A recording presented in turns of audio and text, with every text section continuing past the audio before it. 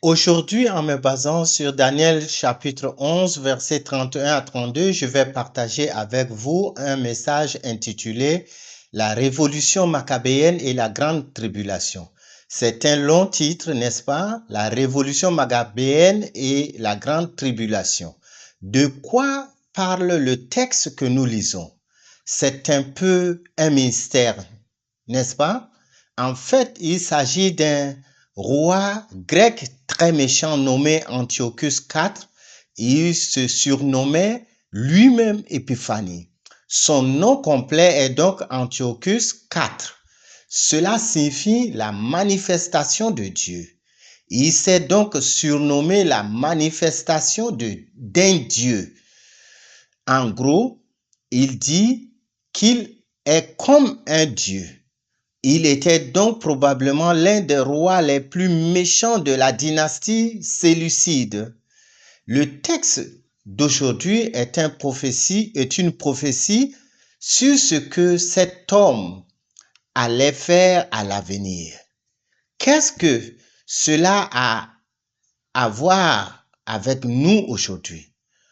Pourquoi apprenons-nous cela?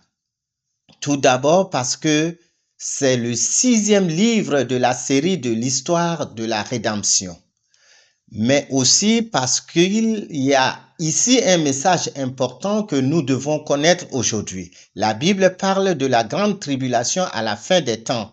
Et elle nous dit qu'à l'approche de la fin des temps, nous devons nous y préparer.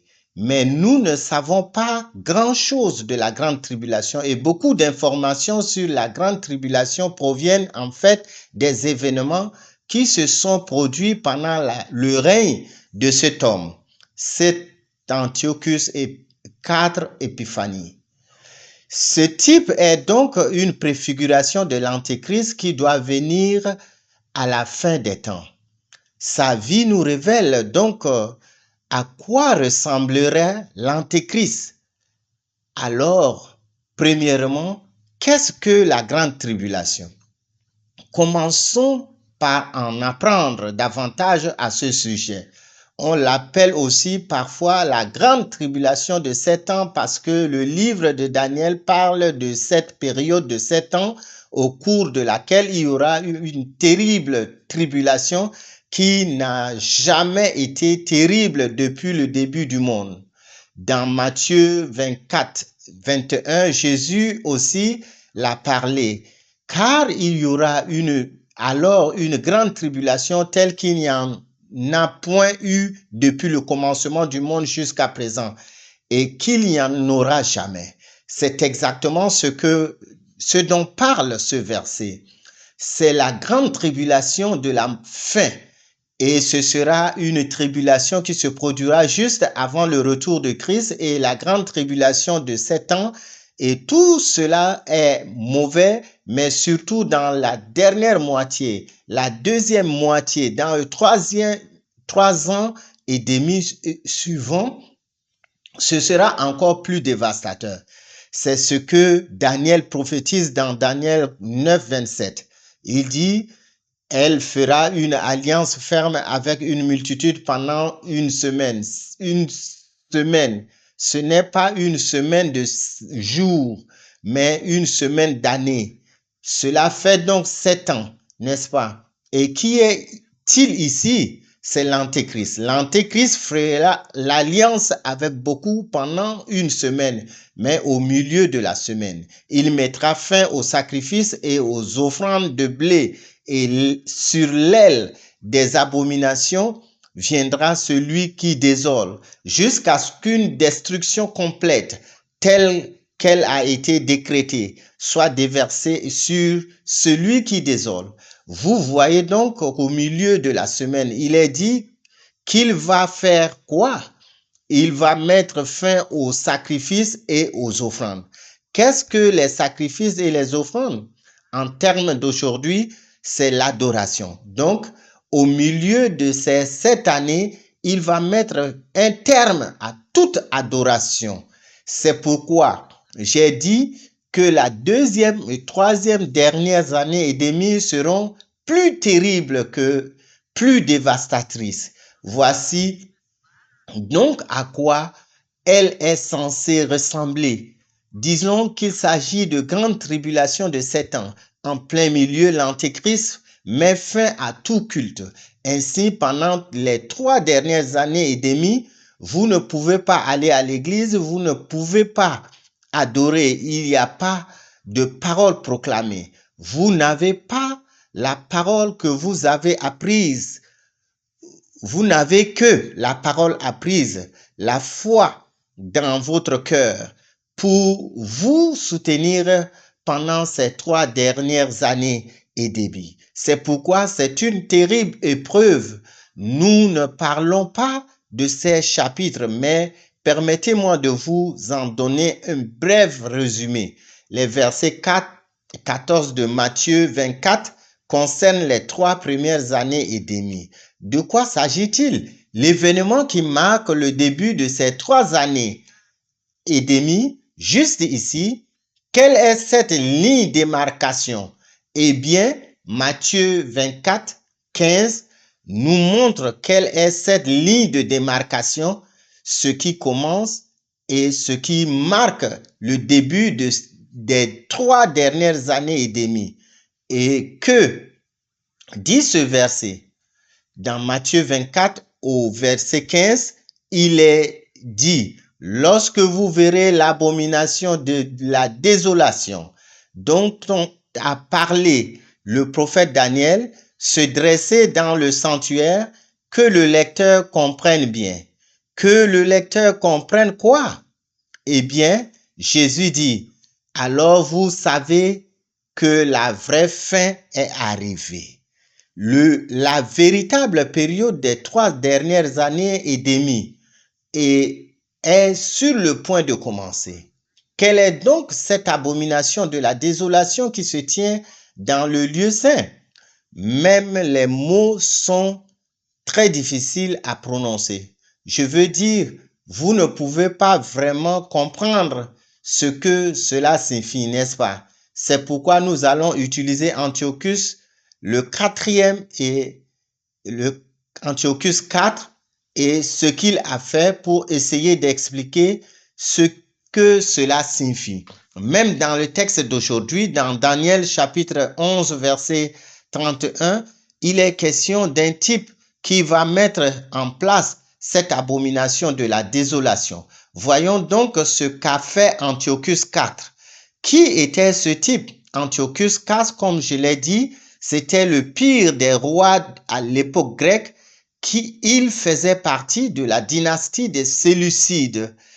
À cette époque, la dynastie des Séleucides contrôlait la majeure partie du Moyen-Orient. Cet homme a donc régné 175 ans avant Jésus-Christ de 175 ans avant Jésus-Christ à 163 ans avant Jésus-Christ. Qu'a-t-il fait? Comme dans la prophétie de Daniel, il a interdit de garder le jour de sabbat. Aujourd'hui, nous gardons le dimanche comme sabbat. Il a interdit cela. Il a interdit aux Juifs de se circoncire. Il a interdit toutes les autres activités religieuses. Il les a toutes proscrites. Et qu'est-ce que c'était? Il a érigé une image de Zeus. Vous connaissez le dieu grec Zeus. Il a installé une image de Zeus dans le lieu saint. Vous connaissez ce type Zeus, le type avec l'éclair. Il est donc entré dans le temple, dans le lieu saint, où seuls les prêtres peuvent aller. Et il a installé cette image de Zeus en disant à tout le monde de se prosterner devant elle. Cette statue de Zeus est restée dans le lieu saint pendant 3 ans, de 167 ans à 164 ans avant Jésus-Christ. Pendant qu'Antiochus IV était roi, les Israélites avaient 3 grands prêtres très méchants. Et alchimistes, ils sont partis dans l'ordre. Jason était le premier grand prêtre, puis Ménélas, et en enfin alchimiste. Tous les trois étaient très méchants. Jason, par exemple, a donné un pot de vin à Antiochus IV en lui disant « Je veux entrer dans ton temple et je veux mettre une statue de Zeus dans ton lieu saint. » Et il a dit « Bien sûr, entrez, soyez les bienvenus. » C'est lui qui a fait entrer Antiochus dans le lieu saint, surtout pas s'ils veulent essayer d'installer une statue d'une idole, n'est-ce pas? Mais il a fait tout ça pour être bien avec le roi, pour avoir tout le peuple et pour gagner beaucoup d'argent. L'alchimiste se trouvait en fait à la même époque. Alors qu'Antiochus IV était roi, c'était la situation la plus proche de celle de la révolution maccabéenne. Troisièmement, examinons la révolution maccabéenne. Lorsqu'Antiochus IV a érigé l'image de Zeus, c'était le point culminant de cette terrible action. C'était l'apogée de ce méchant roi. À cette époque, les Juifs étaient divisés en deux groupes. L'un est bon, l'autre pas. Selon Daniel 11, 32, il est dit que par des paroles douces, il rendra impie ceux qui agissent méchamment à l'égard de l'alliance.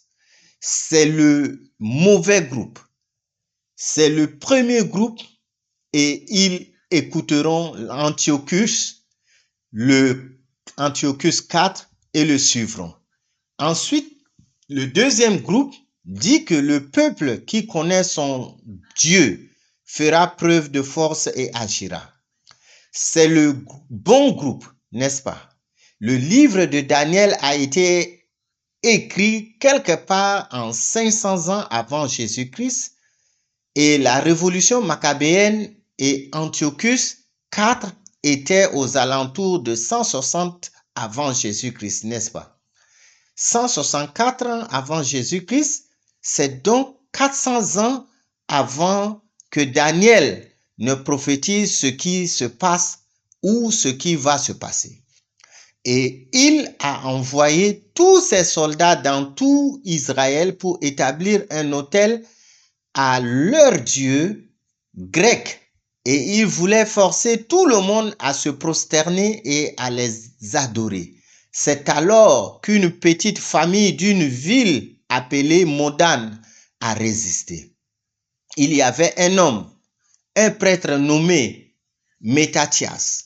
Lorsque les soldats séleucides sont arrivés, ils ont essayé de les forcer à adorer des dieux païens. Il a résisté, il s'est battu et il a tué ses soldats. C'est le début de la révolution maccabéenne. C'est ce que cet homme a fait, c'est qu'il a emmené sa famille dans les montagnes et qu'ils ont commencé à mener de petites guerres. Tu sais ce que c'est, n'est-ce pas? Lorsque vous avez un petit groupe plus faible, vous voulez vous cacher dans les montagnes et vous voulez attaquer seulement quand il fait nuit ou quand ils ne sont pas prêts à essayer de fuir les forces plus importantes, n'est-ce pas? C'est ce qu'ils ont fait. C'est ainsi qu'a commencé la révolution. Mais Mattathias est mort très vite dans la révolution. C'est pourquoi le nom de la révolution maccabéenne vient du surnom de Judas. C'était son surnom.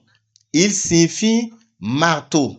Cela signifie qu'il était très puissant. Ils se sont donc battus pendant environ 3 ans contre l'Empire grec.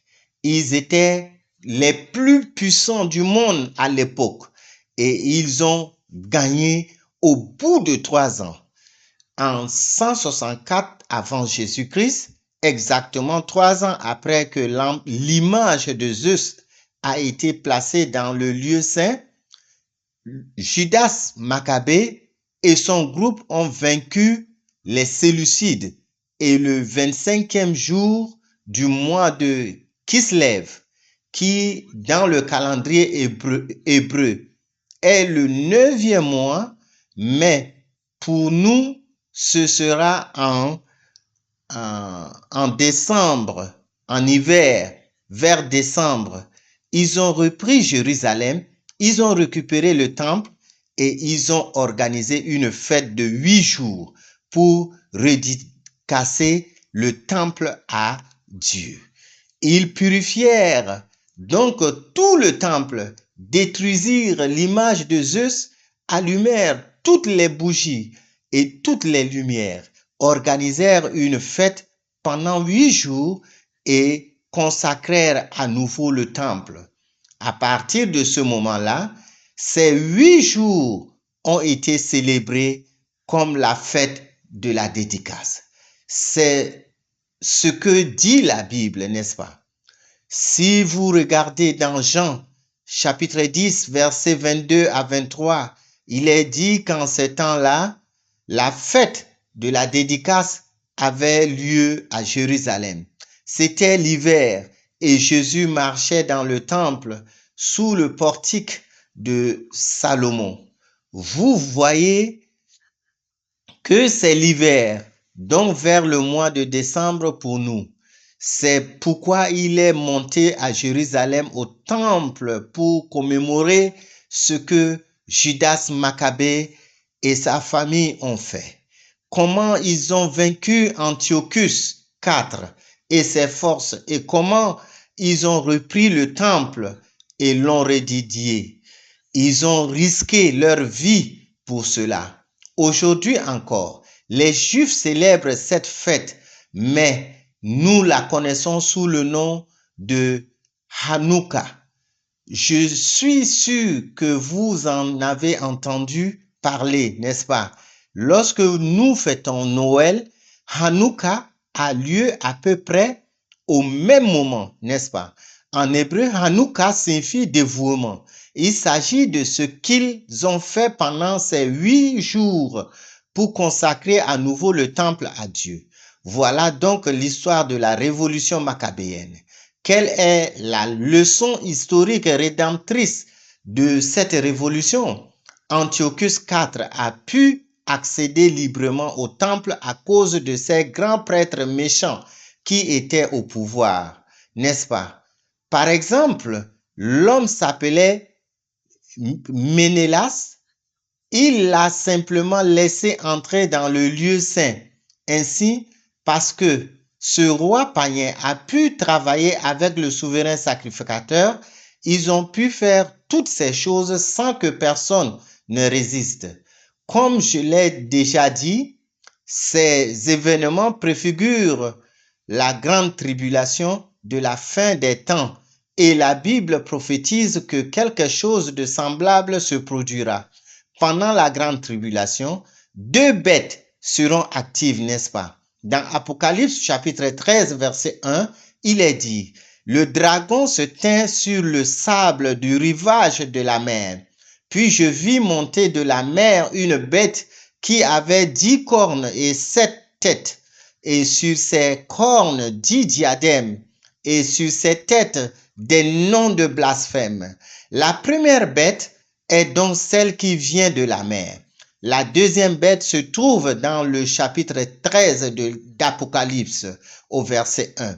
Il est dit, « Puis je vis monter de la bête une autre bête qui avait 2 cornes semblables à celles d'un dragon et qui parlait comme un dragon. Il avait 2 cornes semblables à celles d'un agneau et elle parlait comme un dragon. » Cela signifie que pendant la grande tribulation, des animaux se déchaîneront et tueront des gens? Non, c'est vrai. Lorsqu'il est question d'une bête, il s'agit d'êtres humains déchus. Dans le psaume 49 au verset 20, Il est dit que l'homme, dans son faste, mais sans intelligence, semblable aux bêtes qui périssent. Il y aura donc deux personnes qui travailleront ensemble pour persécuter et attaquer les chrétiens croyants. La bête de la mer symbolise un pouvoir politique comme Antiochus IV. C'est un roi, n'est-ce pas? La bête de la terre est appelée un faux prophète. C'est donc un religieux. Par exemple, le grand prêtre Ménélas, il était le grand prêtre, mais il ne l'était pas vraiment, n'est-ce pas? C'était une personne horrible.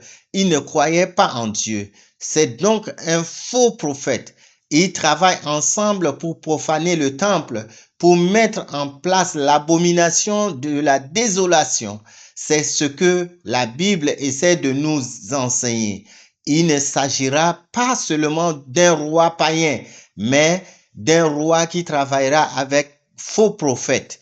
Un autre exemple frappant est ce qui s'est passé à l'époque de Jésus. Lorsque Jésus était sur la terre, le grand prêtre s'appelait Caïphe, un autre méchant, et le roi ou le gouverneur de l'époque était Ponce Pilate, dont nous avons tous entendu parler. Ils n'étaient pas amis, mais ils se sont liés d'amitié pour une seule raison, tuer Jésus. Ils ont travaillé ensemble pour crucifier Jésus, dont la bête de la mer, la bête de la terre pour persécuter Jésus, la bête de la mer et la bête de la terre pour persécuter Judas Maccabée et les vrais croyants. Ce qui est intéressant, c'est que lorsque Ménélas était le grand prêtre, le peuple a fait de Judas le grand prêtre officieux. Avant de retrouver le temple, il n'avait pas de temple, mais il voulait un grand prêtre, n'est-ce pas? Un vrai croyant, un croyant. Ils ont donc dit, Judas, puisque tu es notre chef, tu es notre grand prêtre, mais aux yeux de Dieu, il ne l'était pas. Qui était notre grand prêtre? C'est Jésus-Christ, n'est-ce pas? La Bible nous dit en Hébreux chapitre 4, verset 15 que nous n'avons pas un grand prêtre qui ne puisse compatir à notre faiblesse, à nos faiblesses, mais un grand prêtre qui a été tenté en toutes choses comme nous, comme sans commettre de péché. Bien sûr, ce verset parle de Jésus, n'est-ce pas? Donc, comme vous pouvez le voir, à l'époque d'Antiochus, à l'époque de Jésus, nous voyons comment les événements se sont déroulés. La Bible essaie donc de nous enseigner qu'il y a un modèle ici. À la fin des temps, ce sera la même chose. Lorsque la grande tribulation arrivera, il y aura un pouvoir politique d'une durée d'1 an et demi. C'est pourquoi nous devons étudier la parole de Dieu, nous devons prier et nous préparer. Car la Bible nous dit qu'à mesure que nous approchons de la fin des temps, il sera de plus en plus difficile d'y croire. Vous savez, dans le passé, les gens disaient simplement « Croyez en Jésus et vous irez au paradis ». Ce n'est pas si difficile, mais la Bible prophétise que ce sera de plus en plus difficile et nous vivons à une époque où Satan essaiera de vous faire abandonner votre foi. Il sera si difficile de croire que même les élus pourront, comme le dit la Bible, abandonner leur foi. C'est pourquoi nous devons apprendre l'histoire de la rédemption. Vous savez, même dans le monde extérieur, les gens disent qu'il faut connaître son histoire, n'est-ce pas? Ceux qui oublient leur histoire sont condamnés à la répéter. La Bible dit aussi quelque chose de semblable. Nous reconnaissons tout le verset.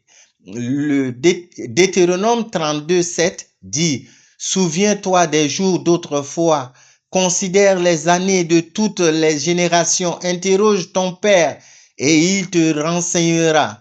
Tes anciens et ils te renseigneront. Tu vois, souviens-toi des jours d'autrefois. Pourquoi? Parce que l'histoire de la rédemption nous donne un aperçu de ce qui va se passer dans l'avenir. Nous avons des indices qui nous indiquent ce qui se passera à la fin des temps. Ainsi, au verset 10 du chapitre 46 d'Ésaïe, il est dit, je déclare la fin dès le commencement et dès les temps anciens, ce qui n'a pas été fait. Et je dis que mon dessein s'accomplira et que j'accomplirai tout mon bon plaisir. Vous voyez que Dieu dit qu'il va déclarer la fin depuis le commencement, n'est-ce pas? Depuis Genèse et tout au long de la Bible, il est question de la fin des temps. Elle donne des réponses sur la façon dont la fin se produira et comment elle se déroulera. C'est pourquoi nous devons étudier la parole de Dieu et l'histoire de la rédemption, non pas parce que nous sommes intéressés par ce qui s'était passé dans le passé, mais parce que nous voulons savoir ce qui va se passer dans l'avenir. J'espère et je prie pour que nous soyons tous diligents, non seulement en lisant la Bible, mais aussi en étudiant et en priant afin de nous préparer à garder la foi, quoi qu'il arrive. La Bible nous avertit que nous ne devons jamais nous fier à ce que nous voyons, mais à ce que nous avons entendu de Dieu, la parole de Dieu. Mais il arrivera un moment où les choses deviendront vraiment confuses. Que va-t-il se passer? J'espère donc que nous tous, ici, à Evergreen Church, prendrons cette parole à cœur et l'inscrirons dans nos cœurs.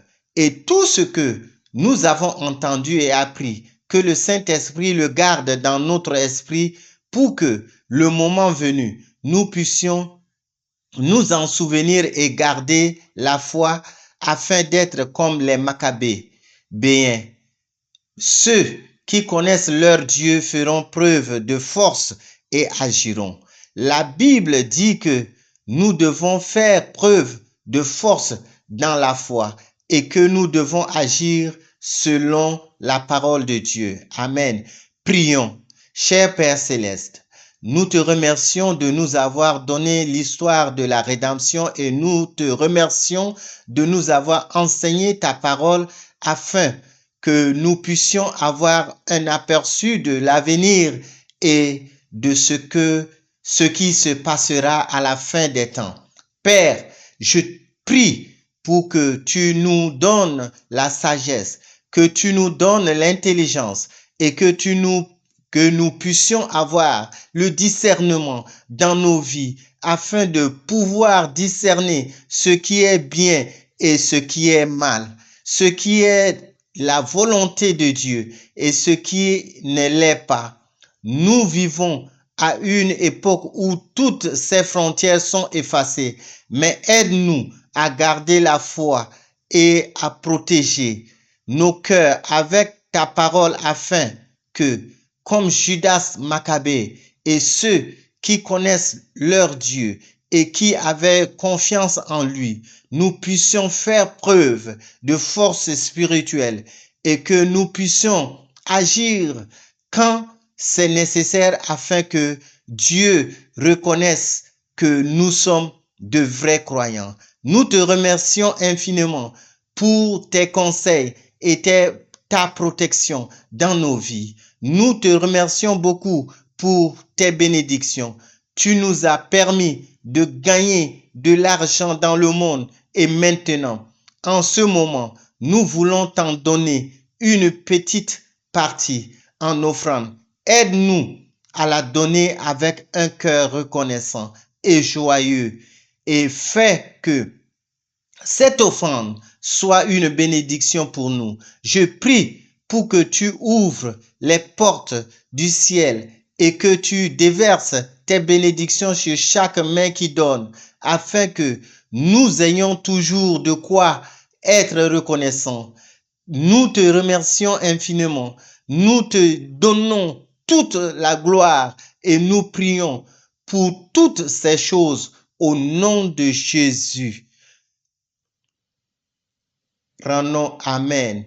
Rendons gloire à Dieu par nos applaudissements.